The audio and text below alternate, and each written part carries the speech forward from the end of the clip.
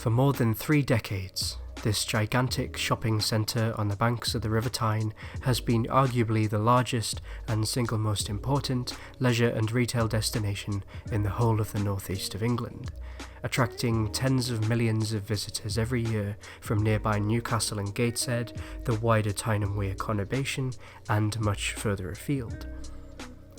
But wait, what do you mean the Tyne and Wear Metro doesn't stop here? Well then, why is it called the Metrocentre?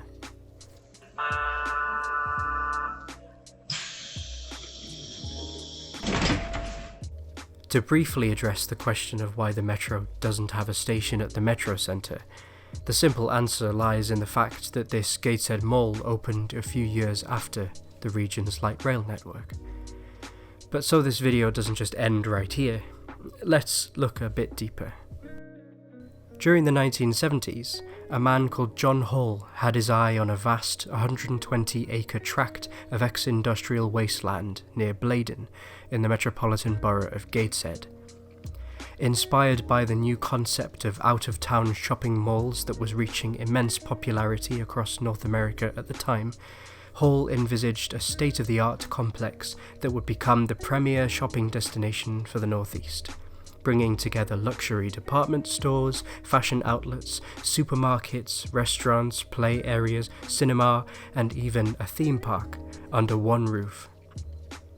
The idea was that a family would be easily able to spend a whole day in the new centre, safely sheltered from the dreary northern weather and without even a hint of traffic in sight. So, in spring of 1986, the first phase of the brand new Gateshead Metrocentre opened to the public, and the rest is history.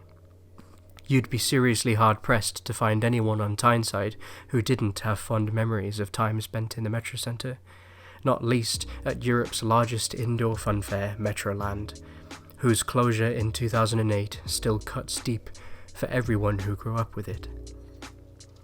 Nowadays, the centre still boasts around 300 shops and eateries, multiplex cinema with IMAX screen, amusements arcade complete with bowling alley and casino, a chapel, and many more attractions.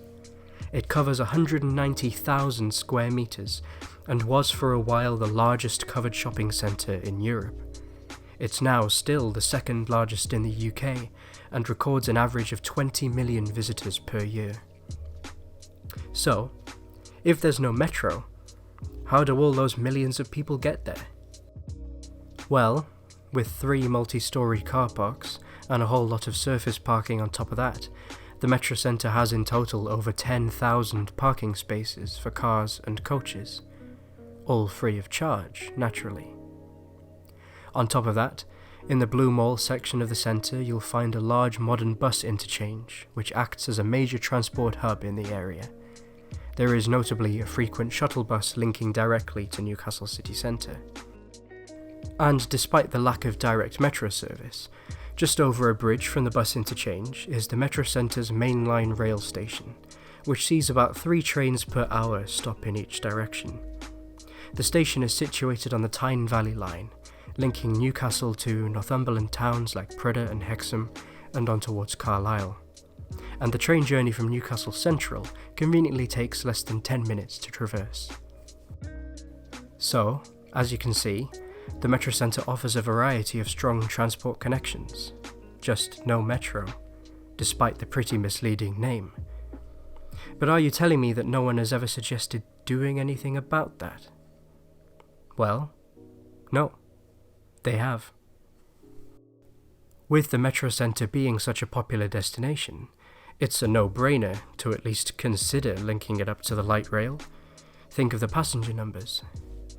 But unfortunately, one look at a map will show you that it's just nowhere near any current metro lines, so any extension, short of using the Tyne Valley line itself, would be a major project indeed. One proposal would involve reactivating a disused railway alignment out of Central Station and west along Scotswood Road, but the obvious problem here is that you need to cross the river to reach the Metrocentre, so unless you want trains to double back from further west at Blaydon, you would have to build a costly new bridge across the Tyne. So, considering the quality of the existing transport hub, you can see why alternative metro extensions in other areas will probably get precedence. But it doesn't hurt to dream. In fact, it's very sensible to think that such an important local centre would make a good destination for the metro one day. And one day, maybe we will finally be able to take the metro to the Metrocentre.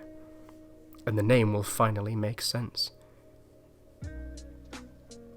No, seriously though, why did they call it the Metrocentre so soon after the metro opened? I've looked, and I can't find any given reason.